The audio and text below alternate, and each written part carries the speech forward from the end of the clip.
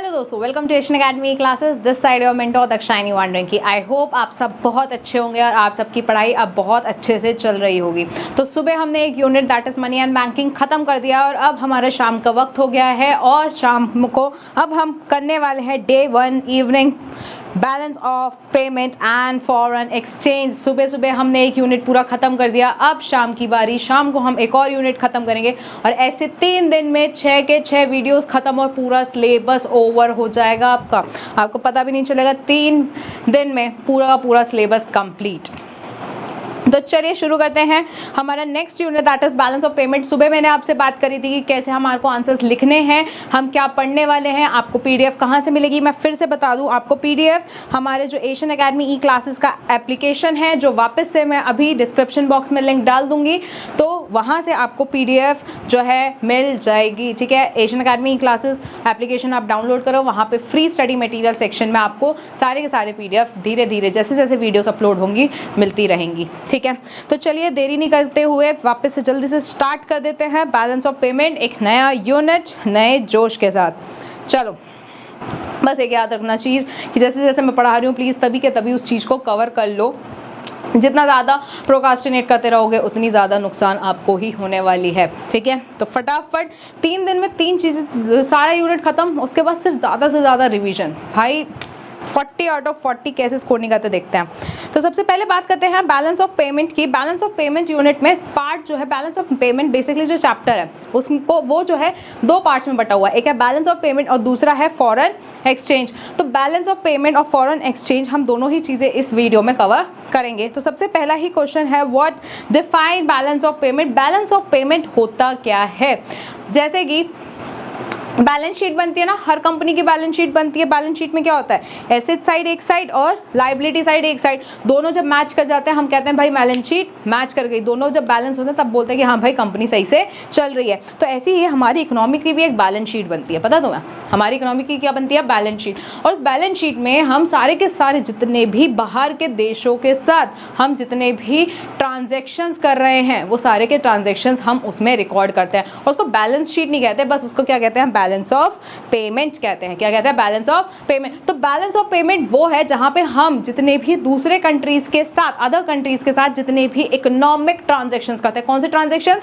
Economic transactions. तो दूसरे country के साथ जो भी हम इकोनॉमिक ट्रांजैक्शंस करते हैं उसको अगर मैं रिकॉर्ड कर लूं तो वो क्या हो जाएगा? बैलेंस ऑफ पेमेंट हो जाएगा। ठीक है, so balance of payment is a systematic record. कैसा रिकॉर्ड है? सिस्टमैटिक रिकॉर्ड है। किस चीज का? ऑफ ऑल द ट्रांजैक्शंस, जितने भी ट्रांजैक्शंस हैं उसके। यहाँ पे ना एक वर्ड ऐड कर लो दैट इज इकोनॉमिक, जितने भी इकोनॉमिक ट्रांजैक्शंस हैं। ठीक है, बिटवीन किसके भाई, किसके बीच? Between the resident of one country. एक कंट्री जब दूसरे कंट्री के साथ कोई भी ट्रांजैक्शंस करता है एक गिवन पीरियड ऑफ टाइम में और उसका मैं अगर रिकॉर्ड बना दूं, उस रिकॉर्ड को हम कहते हैं balance of payment. Clear? Okay, so balance of payment होता क्या है? एक सिस्टमैटिक रिकॉर्ड है। किस चीज का? All the economic transactions. किसके बीच? Between the resident of one country to the resident of the other foreign country during a given period of time. Definition याद? बढ़िया। तो वापस नेक्स्ट क्वेश्चन है, state the broad classification of components of balance of payment. तो इसमें भाई क्या क्या चीजें आती हैं? नेक्स्ट क्वेश्चन है कि बैलेंस ऑफ पेमेंट में कौन कौन सी चीजें आएंगी, क्या क्या आती हैं। सबसे पहला आता है करंट अकाउंट और दूसरा आता है कैपिटल अकाउंट। बस, हाँ बस। बैलेंस ऑफ पेमेंट में 2 अकाउंट बनते हैं, एक करंट अकाउंट और एक कैपिटल अकाउंट। एक करंट अकाउंट और दूसरा कैपिटल अकाउंट। तो जो करंट अकाउंट है भाई इसमें क्या आएगा और कैपिटल अकाउंट है इसमें क्या आएगा? कोई भी चीज, कोई भी दूसरे देश के साथ तुम ऐसे ट्रांजैक्शंस करते हो जिससे तुम्हारी एसेट्स या लाइबिलिटीज पे फर्क पड़ता है, एसेट्स या लाइबिलिटीज पे फर्क पड़ता है, उसको हम कहते हैं कैपिटल अकाउंट। और उसके अलावा जितने भी ट्रांजैक्शंस होंगे वो सारे करंट अकाउंट में आ जाते हैं। क्या समझ आया? अगर कोई भी ट्रांजैक्शन हमारे एसेट या लाइबिलिटी को अफेक्ट कर रहे हैं तो वो कैपिटल अकाउंट में आएंगे और उसके अलावा जितने भी ट्रांजैक्शंस हो रहे हैं वो करंट अकाउंट में चले जाएंगे। ओके, चलिए भेज देंगे। चलो, तो current account is a record of the receipts and payment. जितना भी पैसा आ रहा है या हम पे कर रहे हैं किसके through? Export and import of visible, invisible, factor income and unilateral transfer during a year.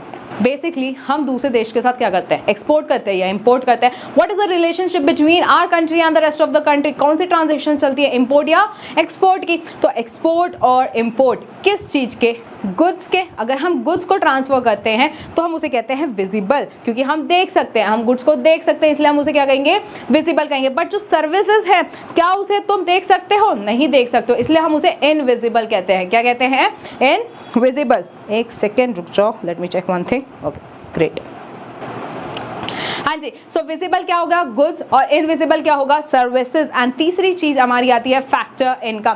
Factor income मतलब अगर तुमने बाहर किसी देश में जाके सर्विस अपनी प्रोवाइड करी और उसके बदले जो तुम्हारे को इनकम मिल रहा है, या तुमने किसी और को अपना लैंड दे रखा है और उसके बदले तुम्हें रेंट मिल रहा है, दैट इज फैक्टर इनकम, जो कि किस में रिकॉर्ड होगी, करंट अकाउंट में रिकॉर्ड होगी। फॉरेन कंट्री में you have your house and you are getting the rent from it. अगर तुम्हारा घर है वहां पे और वहां पे रेंट मिल रहा है आपको, तो वो रेंट आपका किस में जाएगा, करंट अकाउंट में जाएगा।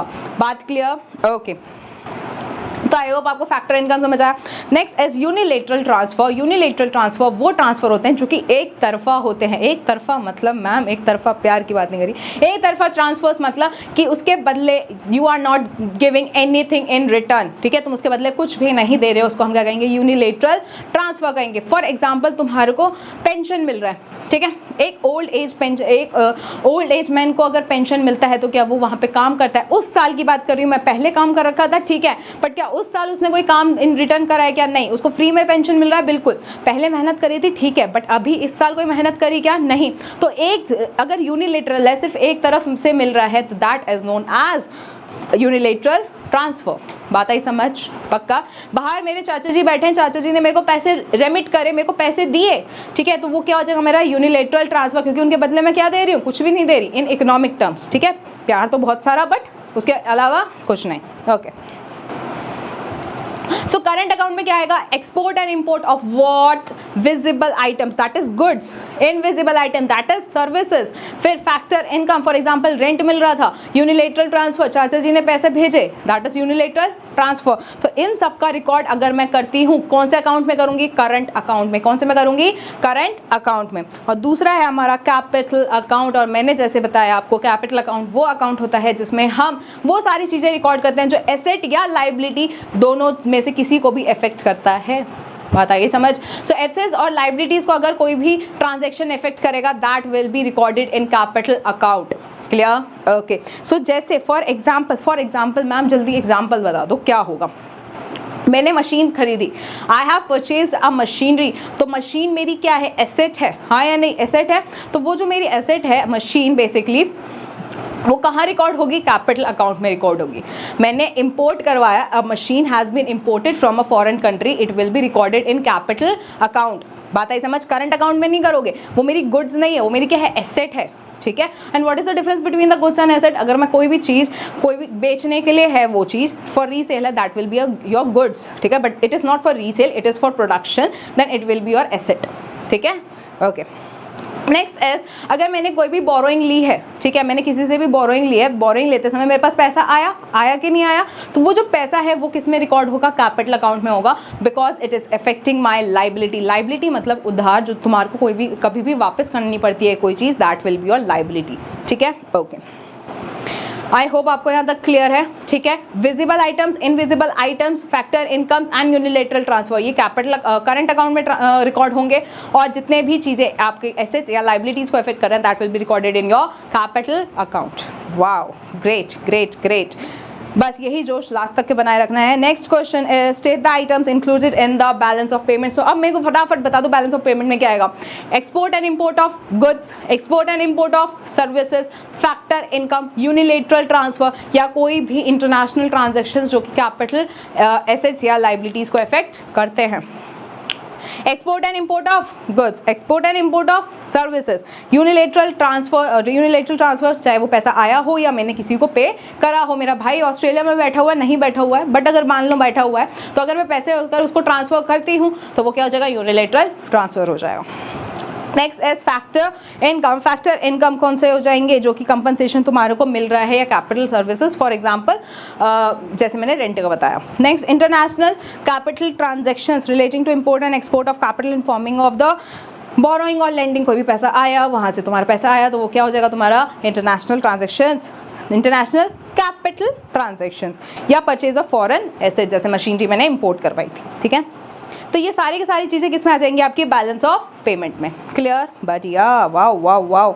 Next is define balance of trade. Balance of trade क्या होता है? बैलेंस ऑफ ट्रेड बेसिकली सिर्फ और सिर्फ विजिबल चीज़ों पे ध्यान देता है, और विजिबल क्या है? गुड्स, बात खत्म। Balance of trade, balance of payment में बेसिकली सारी चीज़ आ रही थी, बट बैलेंस ऑफ ट्रेड में सिर्फ और सिर्फ import and export of goods आएगा। क्या आएगा? सिर्फ import and export of goods. So balance of trade क्या होता है? It shows the balance of export and import of visible goods of a country during a year. Balance of trade में सिर्फ क्या दिखता है? इंपोर्ट, गुड्स का import कितना करा या गुड्स का एक्सपोर्ट कितना करा। ना मैं सर्विसेज देखती हूँ, ना मैं यूनिलेटरल ट्रांसफर देखती हूँ, ना ही कैपिटल ट्रांसफर देखती हूँ, ठीक है, okay. So it is a difference between the export and the import of the goods.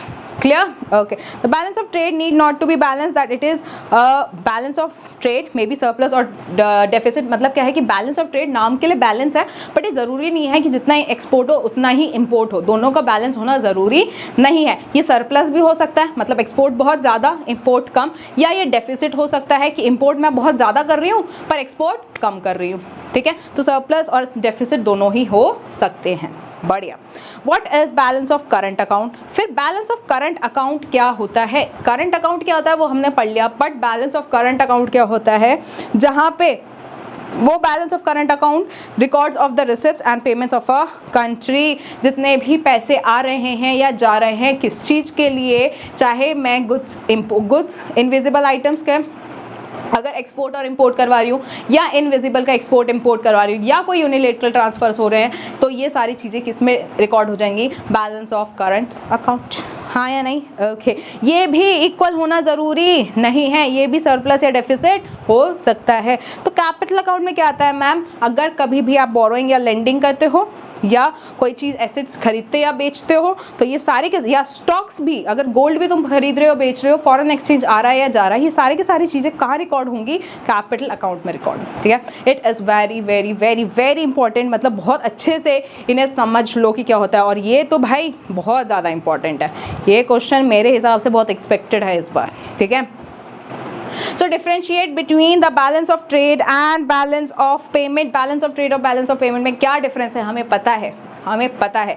Trade में सिर्फ हम क्या देखते हैं? गुड्स देखते हैं, और पेमेंट में हम गुड्स भी देखते हैं, सर्विसेज भी देखते हैं, फैक्टर इनकम भी देखते हैं, और यूनिलेटरल ट्रांसफर भी देखते हैं। वो चारों चीज़ें देखते हैं, और साथ में कैपिटल ट्रांसफर भी। बट हम बैलेंस ऑफ ट्रेड में सिर्फ क्या देखते हैं? Import and export of goods. Clear? Okay. So balance of trade is a narrow concept, छोटा कॉन्सेप्ट है। सिर्फ यहाँ पे हम क्या देखेंगे? Import and export of goods. But payment, balance of payment is a wider concept. ये बहुत ज़्यादा वाइड कॉन्सेप्ट है। क्यों? क्योंकि इसमें हम बाकी सारी चीज़ें कवर कर रहे हैं। हाँ या नहीं मैम? ये वापस से याद करें क्या? नहीं। क्यों? क्योंकि हमने ऊपर डेफिनेशन पढ़ लिया, वही डेफिनेशन आपको छापना है, ठीक है। सो यहाँ पे दो डिफरेंस पता चल गया, नैरो कॉन्सेप्ट है और ये वाइडर कॉन्सेप्ट है, ठीक है, ओके। ओके। Next question. क्या ये चैप्टर बहुत इजी नहीं लग रहा आपको? इजी है इसलिए लग रहा है आपको, ठीक है, ओके। चलिए नेक्स्ट क्वेश्चन आपसे कहता है mention the main invisible items. मैं इनविजिबल इतने देर से बोल रही हूँ भाई, इनविजिबल आइटम्स में आएगा क्या? इनविजिबल आइटम्स में आएगा क्या? क्योंकि विजिबल में गुड्स आता है, बात खत्म। विजिबल में गुड्स आता है, बात खत्म। बट इनविजिबल में क्या आएगा? What are the main items of invisible items in the balance of payment? So invisible मतलब ही हमें पता है जो कि नॉट टेंजिबल है, मतलब हम देख नहीं सकते हैं, छू नहीं सकते हैं, that is not tangible, so that are invisible. ये तो हमें बात पता है मैम, पर आगे बताओ कि इसमें आएगा क्या क्या? इसमें आएगा non factor services, for example tourism, shipping, insurance. ये सारे के सारे तुम देख नहीं सकते हो। टूरिज्म, इंश्योरेंस, शिपिंग, ये तुम देख, शिप को देख सकते हो, पर जो सर्विस हो रही है उसके थ्रू उसको तुम फील नहीं कर सकते हो। बट क्या तुम फैक्टर सर्विसेज दे रहे हो? बिल्कुल दे रहे हो। These are recorded in the invisible invisible items. Next factor income, interest, dividend, profit, wages, salaries, ये सब चीज़ें अगर फॉरेन से तुम्हें मिल रही हैं, फॉरेन में तुमने कोई भी शेयर्स में इन्वेस्ट कर रखा है, क्या कर रखा है, शेयर्स में इन्वेस्ट कर रखा है, उसके बदले जो तुम्हारे को मिलती है उसे हम कहते हैं डिविडेंड। कभी भी शेयर्स में इन्वेस्टमेंट करते हो उसके बदले जो रिटर्न मिलता है उस रिटर्न को हम कहते हैं डिविडेंड। तो बाहर फॉरेन कंट्री से तुम्हारे को डिविडेंड आ रहा है, that dividend is known as a invisible item. बात आई समझ? इनविजिबल में सिर्फ सर्विसेज नहीं आएंगी, वो सारी फैक्टर इनकम्स भी आएंगी जिसे आप देख नहीं सकते हो, ठीक है। फिर यूनिलेटरल ट्रांसफर, जिसके बदले तुम कुछ नहीं देते हो, गिफ्ट्स, डोनेशंस एक्सेट्रा, ये सारे के सारे यूनिलेटरल ट्रांसफर इनविजिबल आइटम्स में आता है, ठीक है।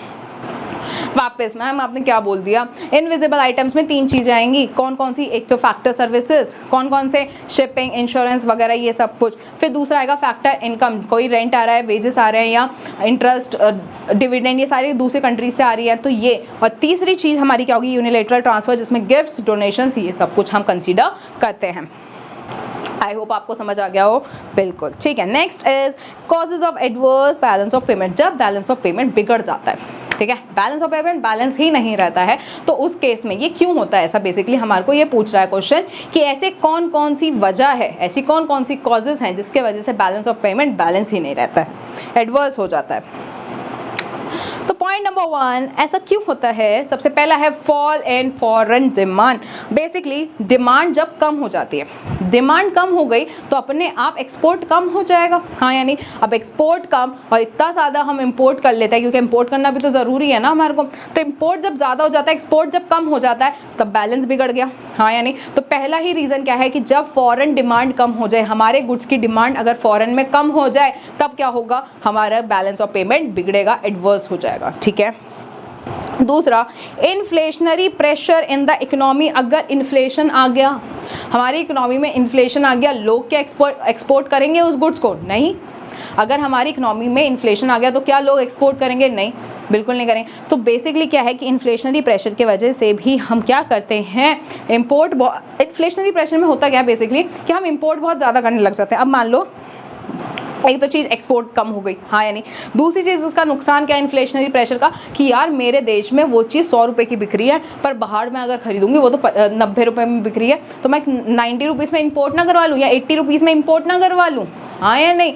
तो मेरे अगर कंट्री में इन्फ्लेशन आएगा तो मैं इंपोर्ट बढ़ा दूंगी, इंपोर्ट बढ़ गया पर एक्सपोर्ट कम हो रहा है तो वापस बैलेंस बिगड़ गया, हाँ यानी। जैसे आईफोन ही मान लो, आईफोन हमारे इंडिया में बहुत ज़्यादा महंगा है, लोग क्या करते हैं बाहर दुबई से मंगवा लेते हैं, वहाँ पे जो है सस्ता मिल रहा है करके, हाँ या नहीं। तो इससे क्या होगा रे, इससे बैलेंस ऑफ पेमेंट बिगड़ेगी। बात आई समझ अच्छे से, okay. Next is development expenditure. Development expenditure मतलब क्या होता है कि भाई डेवलपिंग कंट्री है, डेवलपिंग कंट्री को अगर प्रोडक्शन इंक्रीज करना है स्टार्टिंग में, इनिशियल स्टेजेस में, तो उनको दूसरे कंट्रीज पे डिपेंड होना पड़ता है। कोई भी चीज़ अगर मशीन वगैरह है हम नहीं बना सकते, डेवलपिंग कंट्री है वो नहीं बना सकती है, तो वो क्या करती है, वो इम्पोर्ट करवाने लग जाती है बाहर से, ठीक है। तो अब उसका इम्पोर्ट बहुत ज़्यादा हो रहा है, बट अभी क्योंकि वो डेवलपिंग है, अपने लिए ही प्रोड्यूस नहीं कर पा रही, तो वो एक्सपोर्ट ही क्या करेगी, तो उसका इम्पोर्ट बहुत ज़्यादा होता जा रहा है और एक्सपोर्ट हो नहीं रहा है, तो इससे भी उसका बैलेंस ऑफ पेमेंट क्या हो रहा है, बिगड़ रहा है, ठीक है। So this is also the another reason for the adverse balance of payment. Clear, great. Next is increase and cost structure of export industries. मतलब क्या है कि इंडस्ट्री हमारे इंडिया में या कोई सी भी कंट्री में कंपटीशन बहुत ज़्यादा बढ़ रहा है, हाँ या नहीं, कंपटीशन बहुत ज़्यादा बढ़ रहा है, तो इंडस्ट्री में जो तुम चीज़ें प्रोड्यूस कर रहे हो उसकी कॉस्ट भी बहुत ज़्यादा इफेक्ट करती है बैलेंस ऑफ पेमेंट को। कैसे, देखो, increase in cost structure of the countries export industries reduces the volume of export by reducing the competitiveness of the industry in the world market. This fall of export make the balance of payment unfavourable. वही चीज़ मैंने जो समझाई, अगर आपके goods की cost बढ़ जाएगी तो लोग एक्सपोर्ट नहीं, मतलब कोई लोग डिमांड नहीं करेंगे, तुम्हारा एक्सपोर्ट क्या हो जाएगा, कम हो जाएगा, हाँ यानी। तो इंडस्ट्रीज में तुम्हारे को ज़्यादा से ज़्यादा खर्चा करके तुम्हारे को कोशिश करनी चाहिए कि भाई कम से कम रेट में तुम बेचो, तो इससे एक्सपोर्ट तुम्हारी बढ़ेगी, और अगर ऐसे नहीं हुआ तो ये बैलेंस ऑफ पेमेंट बिगड़ता है। Next is decrease in supply. For example agriculture, बहुत सारी एग्रीकल्चर प्रोडक्ट्स हैं जो तुम एक्सपोर्ट करते हो। अब फॉर एग्जाम्पल कोई भी क्लाइमेटिक कंडीशंस ऐसी हो गई हैं जिसके वजह से एग्रीकल्चर प्रोडक्शन उतनी नहीं हो पाई, तुम्हारे क्लाइमेट के कंडीशंस की वजह से उतनी प्रोडक्शन ना होने की वजह से क्या हो रहा है, तुम एक्सपोर्ट नहीं कर पा रहे हो। अब एक्सपोर्ट उतना नहीं हो रहा, इंपोर्ट अपने साइड से होता रह रहा है, तो इससे बैलेंस बिगड़ रहा है, ठीक है। तो सप्लाई का कम हो जाना, जो हम एक्सपोर्ट कर रहे हैं, जो हम सप्लाई कर रहे हैं, वो अगर कम हो गया तो भी हमारा बैलेंस ऑफ पेमेंट एडवर्स हो जाता है। बात आई समझ? Okay. Next is appreciation in the exchange rate. Appreciation क्या होता है अभी हम पढ़ेंगे, बस अभी के लिए मेरे को इतना बता दूं मैं कि एप्रिसिएशन मतलब कि जब, चलो एक काम करते हैं, इसे यहाँ पे इतना ना रखें। एप्रिसिएशन इन एक्सचेंज रेट में है इसे ना काम करते हैं, देखो $1 है, $1 70 रुपीज़ का है, और अब वही $1 65 रुपीज़ का हो गया। इसको कहते हैं एप्रिसिएशन। आप पूछोगे मैम ये तो उल्टा हो गया, ये तो डेप्रिशिएट हो रहा है, 70 का 65 हो रहा है। अभी हम पढ़ेंगे पेशेंस, बस अभी इतना समझ लो ये एप्रिसिएशन हो रहा है, ठीक है। ओके नाउ अब एप्रिसिएशन से क्या हो गया, जहाँ पे चीज़ 70 की मिलती वहाँ पे आप कितने की मिल रही है, 65 की मिल रही है। भाई मेरे को 70 रुपये देने पड़ रहे थे, अब सिर्फ 65 देने पड़ रहे हैं। इससे मैं क्या करूँगी, इंपोर्ट बढ़ा दूंगी, हाँ या नहीं, क्या कर दूंगी, इंपोर्ट बढ़ा दूंगी। तो इस वजह से जब इंपोर्ट बहुत ज़्यादा इंक्रीज़ हो जाएगा, जब बहुत ज़्यादा इंपोर्ट इंक्रीज़ हो जाएगा और एक्सपोर्ट उतना ही रहेगा, तो बैलेंस ऑफ पेमेंट बिगड़ेगा कि नहीं बिगड़ेगा, बिल्कुल बिगड़ेगा, है ना। तो एडवर्स होने के कारण भाई एक तो 2 रीज़न हो सकते हैं एडवर्स क्यों होगा, एक्सपोर्ट कम हो जाए या इंपोर्ट बढ़ जाए। तो 2 ये रीजंस होते हैं जिसके वजह से हमारी बैलेंस ऑफ पेमेंट एडवर्स हो जाती है, ठीक है। एडवर्स की बात कर रही हूँ, फेवरेबल नहीं, अनफेवरेबल। मतलब कब बिगड़ेगी, तब बिगड़ेगी भाई जब एक्सपोर्ट कम हो जाए या इंपोर्ट बढ़ जाए, ठीक है। तो अब इसको सही कैसे करें, What are the measures to correct this equilibrium in the balance of payment? It is very important. क्या ऐसे तरीके हैं जिससे ये सही हो सकता है। एक तो जो तुमने एप्रिसिएशन कर रखा है उसी एक्सचेंज रेट को डेप्रिशिएट कर दो, उसे क्या कर दो, डेप्रिशिएट कर दो। मतलब वैल्यू को 70 से 75 कर दो। भाई लोग अपने आप ही 70 को अगर तुम 75 कर दोगे, लोग अपने आप ही खरीदना बंद कर देंगे, इंपोर्ट करना बंद कर देंगे और कंट्री में प्रोड्यूस करना स्टार्ट कर देंगे, हाँ या नहीं। तो एक तरीका डेप्रिशिएट कर दो या डिवैल्यूएशन कर दो। डेप्रिसिएशन और डिवैल्यूएशन सेम ही होता है, बस एक छोटा सा डिफरेंस है जो अभी मैं आगे पढ़ाऊंगी। प्लीज़ हैव अ पेशेंस, ठीक है। मैं हर एक चीज़ कवर करूंगी, कोई भी चीज़ स्किप नहीं होगी, डोंट वरी, ठीक है। सो डेप्रिसिएशन और डिवैल्यूएशन सेम ही होता है, बस छोटा सा डिफरेंस है, ठीक है। नेक्स्ट इज इंपोर्ट कंट्रोल कर लो। भाई इंपोर्ट को अगर तुम कंट्रोल करोगे, कैसे कंट्रोल करें मैम, इंपोर्ट कैसे कंट्रोल होगा। अब इंपोर्ट में अगर तुम कोटाज और टैरिफ्स लगा दोगे, कोटाज मतलब होता है, कोटा मतलब लिमिट लगा देना कि इससे ज़्यादा तुम इंपोर्ट नहीं कर सकते हो, या टैरिफ लगा देना मतलब टैक्सेस लगा देना। तो अपने आप जब तुम टैक्सेस लगाओगे इंपोर्ट पे या तुम लिमिट लगा दोगे तो अपने आप इंपोर्ट क्या हो जाएगी, कंट्रोल में आ जाएगी, ठीक है। तो अगर इंपोर्ट कंट्रोल करोगे तो फिर क्या होगा, बैलेंस बनाए रखोगे, ठीक है। Next is exchange control. Exchange control मतलब क्या है कि जितने भी फॉरेन डीलिंग्स आ रही हैं, सेंट्रल बैंक क्या कर सकता है, कंट्रोल कर सकता है। अभी हमने सुबह ही पढ़ा था, मॉनेटरी पॉलिसीज़ के थ्रू वो क्या कर सकता है, वो सब चीज़ें कंट्रोल कर सकता है। Next is production of the import substitution. Import substitution मतलब जो चीज़ तुम इंपोर्ट कर रहे हो उसको सब्सटीट्यूट करके वही चीज़ अपने ही कंट्री में प्रोड्यूस करना। अगर वो चीज़ अगर आप अपने ही कंट्री में प्रोड्यूस करना स्टार्ट कर दो, जो चीज़ इंपोर्ट कर रहे हो, तो इंपोर्ट करने का फ़ायदा मतलब कोई ज़रूरत नहीं होगी, इंपोर्ट होगा नहीं और अच्छा खासा तुम्हारी इकोनॉमी चलेगी, बैलेंस बिगड़ेगा नहीं, ठीक है। नेक्स्ट इज मॉनेटरी पॉलिसी, जो हमने सुबह पढ़ा था। अगर कभी भी कोई भी चीज़ कमी पड़ गई या एक्सेस हो गई तो हम क्या कर सकते हैं, थ्रू मॉनेटरी पॉलिसीज़ हम चीज़ें सही कर सकते हैं, हाँ या नहीं। Qualitative and quantitative methods. Next is fiscal policy. Fiscal policy में 3 चीज़ें आती हैं, क्या क्या, taxation, borrowing and public spending, that is public expenditure. ये 3 चीज़ों के थ्रू गवर्नमेंट कंट्रोल करती है। मॉनेटरी पॉलिसी में कौन कंट्रोल कर रहा है, सेंट्रल बैंक। मॉनेटरी पॉलिसी में कौन कंट्रोल कर रहा है, सेंट्रल बैंक। पर गवर्नमेंट पॉलिसी, फिस्कल पॉलिसी कौन कंट्रोल कर रहा है, गवर्नमेंट। फिस्कल पॉलिसी में कौन कर रहा है, कौन कंट्रोल कर रहा है, गवर्नमेंट। इसके बारे में भाई पूरा एक चैप्टर है, फिस्कल पॉलिसी पूरा एक चैप्टर है, आराम से पढ़ेंगे, कोई दिक्कत नहीं है, ठीक है। आई होप बस आपको यहाँ तक चीज़ें समझ आ गई हैं अच्छे से, क्या बात है। तो ये आपको यकीन हो ना हो बट ये बात सच है कि हमने बैलेंस ऑफ पेमेंट ख़त्म कर दिया। बैलेंस ऑफ पेमेंट पार्ट पूरा ख़त्म। अब हमारा सिर्फ फॉरेन एक्सचेंज बचा है, वो भी अब ख़त्म हो जाएगा। क्या आपको बैलेंस ऑफ पेमेंट अच्छे से समझ आ गया? बैलेंस ऑफ पेमेंट क्या होता है, बैलेंस ऑफ ट्रेड क्या होता है, बैलेंस ऑफ करंट अकाउंट क्या होता है, बैलेंस ऑफ कैपिटल अकाउंट क्या होता है। आई होप आपको समझ आ गया है, बिल्कुल। चलिए तो स्टार्ट करते हैं नेक्स्ट, कंटिन्यू करते हैं next, that is foreign exchange. हमने बैलेंस ऑफ पेमेंट खत्म कर दिया, अब है फॉरेन एक्सचेंज की बारी। अब फॉरेन एक्सचेंज क्या कहता है? फॉरेन एक्सचेंज मतलब जब हम फॉरेन करेंसीज को एक्सचेंज करते हैं, foreign currencies like American dollars, British pound etcetera, and claims on them in the form of bank deposit payable in those countries. Basically कुछ नहीं है, मतलब फॉरेन एक्सचेंज मतलब $1 के बदले 70 रुपीज़ हमने अगर दे दिया तो वो क्या हो जाएगा? हमारा फॉरेन एक्सचेंज हो जाएगा। रेट, जिस रेट पे, जैसे अभी मैंने बोला ना $1 इक्वल्स टू क्या? 75 फॉर एग्जाम्पल 75 रुपीज़, ये क्या है? ये रेट ऑफ फॉरेन एक्सचेंज है, ठीक है।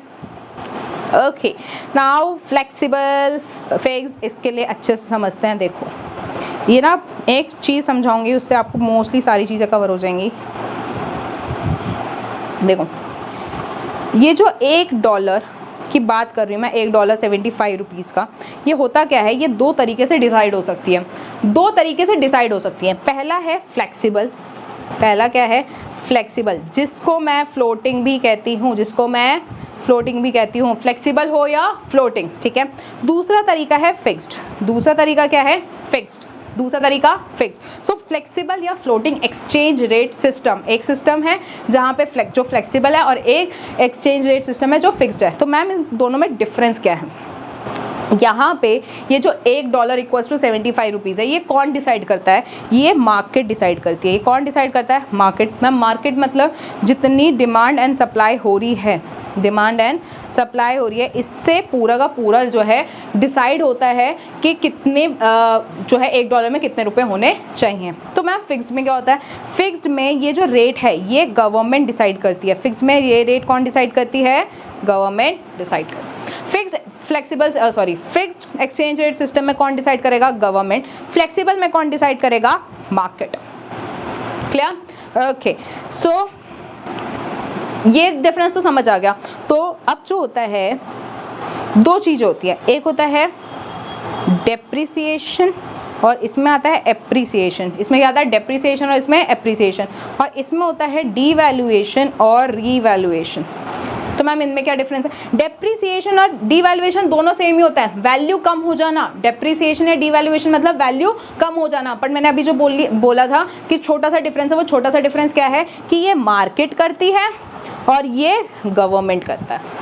डिवैल्यूएशन गवर्नमेंट करता है और डेप्रिसिएशन मार्केट करती है। तो डेप्रिसिएशन जैसी वर्ड बोलूंगी तुम्हें पता है वैल्यू कम हो जाना, पर कौन करेगा? मार्केट करेगी। बट डिवैल्यूएशन मतलब भी वैल्यू कम हो जाना, बट कौन डिसाइड करता है? गवर्नमेंट। कौन डिसाइड करेगा? गवर्नमेंट। क्लियर? ओके, चलिए तो फ्लेक्सिबल और ऐसे ही एप्रिसिएशन और रिवैल्यूएशन दोनों ही सेम होता है, वैल्यू का बढ़ जाना। एप्रिसिएशन या रिवैल्यूएशन दोनों का मतलब सेम है, वैल्यू बढ़ जाना। बट एप्रिसिएशन कौन करेगा? मार्केट। और डेप्रिसिएशन कौन करेगा? रिवैल्यूएशन। क्लियर? ओके, देखो आ जाओ वापस क्वेश्चन पे आ जाओ। डेप्रिसिएशन एप्रिसिएशन अभी पढ़ाऊंगी क्या होता है, पर सुन लो। फ्लेक्सिबल एक्सचेंज रेट सिस्टम में वो एक्सचेंज सिस्टम है जहाँ पे एक्सचेंज रेट कौन डिसाइड करता है? Left free to be determine in the foreign exchange market. कौन डिसाइड करता है? Foreign exchange market. किसके थ्रू?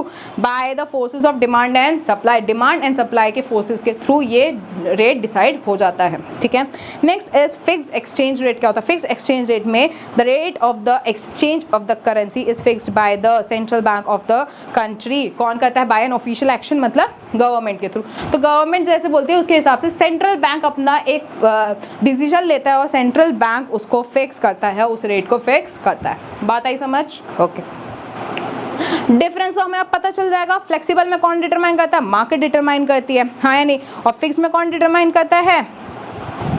सेंट्रल बैंक डिटरमाइन करती है। तो डिफरेंस हम लिख सकते हैं, बिल्कुल। बस एक चीज़ याद क्या रखनी है आपको, फ्लेक्सिबल को हम फ्लोटिंग एक्सचेंज रेट सिस्टम भी कहते हैं, ठीक है। ओके, अब आ जाओ डेप्रिसिएशन एंड डिवैल्यूएशन में डिफरेंस क्या है। हमें पता है डेप्रिसिएशन और डिवैल्यूएशन में डिफरेंस क्या है? दोनों की वैल्यू कम होती है, दोनों में ही वैल्यू कम होती है। पर डेप्रिसिएशन में कौन डिसाइड करता है? मार्केट। डेप्रिसिएशन में कौन डिसाइड करता है? मार्केट। और डिवैल्यूएशन में कौन डिसाइड करता है? Central bank. डिवैल्यूएशन में कौन डिसाइड करता है? Central bank. क्लियर? ओके, सो अब होता क्या है, देखो मैम, देखो दोनों क्या चीज़ है। $1 equals to for example 70 rupees और अब $1 इक्वल्स टू ₹75। तो मैं बोल रही हूँ डेप्रिसिएशन हो रहा है। क्या हो रहा है? डेप्रिसिएशन हो रहा है, मतलब वैल्यू कम हो रही है। अब मेरे से बहुत लोग बोल सकते हैं मैम ये तो 70 से 75 हो रहा है, ये तो इंक्रीज हो रहा है, तो वैल्यू कैसे कम हो रही है? एक बात बताओ मेरा बच्चा, अगर मेरे को एक गुड खरीदना है, ठीक है, एक चीज़ खरीदनी है जो कि पहले 70 रुपये की मिल रही थी बट अब 75 की मिल रही है, एक गुड जो 70 रुपये की मिल रही थी वो 75 की मिल रही है, मतलब महंगाई हुई कि नहीं हुई? महंगाई मतलब मेरी जो करेंसी है, मेरे जो इंडियन रुपी है, उसकी वैल्यू कम हो रही है कि नहीं हो रही है? जहाँ पे मैंने पहले 70 दे के भी मेरे को मिल जाता था, मेरे को 75 देना पड़ेगा, मतलब कि मेरी वैल्यू कम हो रही है कि नहीं हो रही? मेरी इंडियन रुपी की वैल्यू कम हो रही है कि नहीं हो रही? तो डेप्रिसिएशन और डिवैल्यूएशन यही कहता है कि मेरी वैल्यू कम हो रही है, रेट कम नहीं हो रहा। मैं रेट कम होने की बात नहीं कर रही हूँ, मैं वर्ड क्या यूज़ कर रही हूँ? वैल्यू। मैं वर्ड क्या यूज़ कर रही हूँ? वैल्यू कम होना। तो वैल्यू का कम होना हम डेप्रिसिएशन कहते हैं। और वैल्यू कब कम होती है? जब प्राइजेस बढ़ जाते हैं। बात है समझ? अगर जिसको समझ नहीं आया बस सिंपल से एक लॉजिक समझ लो अभी के लिए। डेप्रिसिएशन कब होता है? जब प्राइजेस बढ़ जाते हैं। जब प्राइजेस बढ़ जाते हैं तब डेप्रिसिएशन होगा, और प्राइजेस अगर कम हो गए तब एप्रिसिएशन होगा। तब क्या होगा? एप्रिसिएशन। मतलब वो 70 का क्या हो गया? 65 हो गया, तब एप्रिसिएशन होगा, प्राइजेस कम हो गए। ठीक है, ओके। तो एप्रिसिएशन और रिवैल्यूएशन समझ आ जाएगा अब आपको। एप्रिसिएशन और रिवैल्यूएशन, वैल्यू का बढ़ जाना, मतलब 70 से 65 हो जाना। ठीक है, पहले 70 रुपये में मिलते हैं, आप 65 दे दूंगी तो भी मिल जाएगा, क्योंकि मेरी इंडियन रुपी की वैल्यू बढ़ गई है। अब मैं 65 दूंगी तब भी वो देगा वो इंसान वो चीज़, हाँ या नहीं? तो मेरी इंडियन रुपी की वैल्यू बढ़ गई। ठीक है, ओके। नाउ आई होप आपको यहाँ तक क्लियर है हर एक चीज़ बहुत अच्छे से। प्लीज़ बहुत अच्छे से इसको याद कर लेना। चैप्टर बहुत ईजी है, बहुत ईजी, मतलब 4 to 5 मार्क्स का अगर चैप्टर कवर करेगा भाई, हर एक चीज़ आपको आती होगी, हर एक चीज़। आप 4 to 5 मार्क्स बड़े आराम से इसमें स्कोर कर सकते हो ये चैप्टर में। ठीक है, now the question is how the exchange rate is determined in the free market under the flexible. भाई मार्केट है तो फ्लेक्सिबल एक्सचेंज रेट सिस्टम होगा, ये तो हमें बात पता है। तो इसमें ये जो रेट है, हमने बोल दिया कि रेट मार्केट डिसाइड करती है, तो ये मार्केट रेट डिसाइड करती कैसे है? वही चीज़ है जो हमने बचपन में एक टाइम पे पढ़ते थे, दैट इज माइक्रो इकोनॉमिक्स में जब हमने पढ़ा था, हमारा बचपन, दैट इज टर्म 1। इतना भी बचपन नहीं, तो अभी पहले से रब कर देते हैं। क्या बात कर रही थी मैं? यही बात बता रही थी कि भाई जहाँ पे ये चीज़ मिल जाती है, जहाँ पे क्या मिल गया तुम्हारे को, डिमांड और सप्लाई जहाँ पे मिल गई, इसी पॉइंट को हम कहते हैं इक्विलिब्रियम पॉइंट। और यही रेट, ये जो प्राइस है, यही प्राइस आपका डिसाइड हो जाता है। ठीक है, तो ये हमारा क्या, flexible rate of exchange system. ठीक है, यही चीज़ यहाँ पे पूरी एक्सप्लेन करी गई है। ओके, चलो तो अब फटाफट आ जाते हैं स्पेसिमन पेपर में और इसको ख़त्म करते हैं। स्पेसिमन पेपर में क्या दे रखा है हमारे को? 2 reasons for the adverse balance of payment. भाई हमें पता है बैलेंस ऑफ पेमेंट एडवर्स क्यों होता है। एक तो हो गया हमारा कौन सा, एक हो गया हमारा एप्रिसिएशन, फिर हो गया fall in foreign demands, development expenditures, ये सारे रीजंस किसके हैं? एडवर्स बैलेंस ऑफ पेमेंट के। दूसरा फिर क्वेश्चन क्या कहता है? क्वेश्चन कहता है डीवैल्यूएशन एंड रीवैल्यूएशन में डिफरेंस बताओ, और डीवैल्यूएशन और डेप्रिसिएशन में डिफरेंस बताओ। दो, कोई से भी दो डिफरेंस। पहला, दोनों वैल्यू कम होते हैं, ये तो सिमिलैरिटी है। दोनों में डिफरेंस क्या है कि भाई डीवैल्यूएशन कौन करता है? Central bank. डेप्रिसिएशन कौन करता है? Forces of market forces, that is demand and supply, हाँ या नहीं? और ये फ्लेक्सिबल में, ये फिक्स्ड में आता है और ये फ्लेक्सिबल में होता है, हाँ या नहीं? तो ये तुम्हारे क्या हो गए? दो डिफरेंसेस हो गए, और दो ही पूछे क्योंकि दो ही थे। ठीक है, चलो नेक्स्ट है आपका रेट कैसे डिटरमाइन होता है फ्लेक्सिबल रेट सिस्टम में। ये रहा, अभी हमने आंसर पढ़ा था, और इस पर मैंने इसलिए ही ज़्यादा फोकस नहीं करा क्योंकि तुम्हारे सैम्पल पेपर में ये पूछ लिया है, तो बहुत कम चांसेस हैं ये क्वेश्चन पूछे जाने का। ठीक है, बट ऐसा नहीं है कि छोड़ के आना है, करके आना है। ठीक है, तो ओके, हमने पढ़ लिया। हाँ जी, सो इससे बेसिकली हमने balance of payment and foreign exchange rate system पूरा खत्म कर लिया है। देखो कम टाइम में हमने कितने अच्छे से पूरे चैप्टर को कवर कर लिया, और आई होप आपको ये सारी चीज़ अच्छे से समझ आ गई हैं। मैंने पास्ट ईयर क्वेश्चन पेपर्स और जितने भी करंट क्वेश्चन, मतलब जो अब तक पूछे नहीं गए हैं, और साथ में सैम्पल पेपर, सब कुछ कवर कर लिया है। अब आपके पास कुछ नहीं बचा अलग से पढ़ने को। ठीक है, तो अगर आप बुक खोल के भी देखोगे, हर एक पॉइंट आपका कवर हो चुका है। ठीक है, तो सुबह हमने मनी एंड बैंकिंग खत्म कर दिया, और अभी हमने बैलेंस ऑफ पेमेंट और फॉरेन एक्सचेंज खत्म कर दिया। आप यकीन यकीन नहीं मानोगे, हमने 40 में से 10 से 15 मार्क्स का पूरा कवर कर लिया है। क्या बात है, एक ही दिन में हमने 10 से 15 मार्क्स दैट इज पास होने के लायक तो हमने कवर कर लिया है। बस अब हमारे को 40 आउट ऑफ 40, भाई 39 भी नहीं, 40 आउट ऑफ 40 कवर करने का टारगेट है, उसे कवर करना है। ठीक है, तो मिलेंगे हम आपसे अगले दिन जिसमें हम कवर करेंगे बाकी के बचे हुए चैप्टर्स। और आज हमने पहले की 2 चैप्टर्स था, छोटे छोटे मनी एंड बैंकिंग और फाइनेंस ऑफ पेमेंट, निपटा दिया। ठीक है, तो कल वापस से सुबह हम मिलेंगे और करेंगे नया एक न्यू चैप्टर। इस वीडियो के लिए बस इतना ही, मिलेंगे हम आपसे अगले वीडियो में। Thank you.